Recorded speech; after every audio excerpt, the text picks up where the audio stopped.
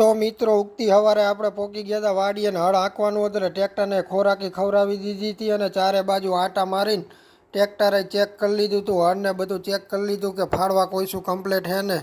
પછી આપણે ચડી ગયા ટ્રેક્ટર ઉપર ને જો આપણું ટ્રેક્ટર 4 વર્ષ થયા તો 493 કલાક જ હાલેલું એવો સેલ મારીને કાનમાં ભરાઈ દીધા ભૂંગરા આપણે.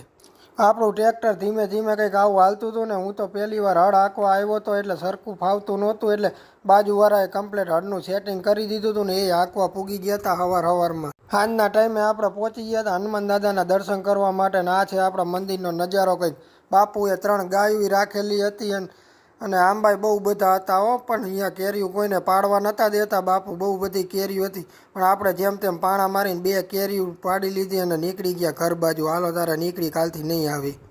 હવે આપણે થોડાક ચીલ્ડ થઈને સૂઈ જશું એટલે સવારે વહેલા ઉઠીને વાડીએ જઈ શકીને. ચાલો તારે મળીએ હવે આપણા નવા વ્લોગમાં કાલે.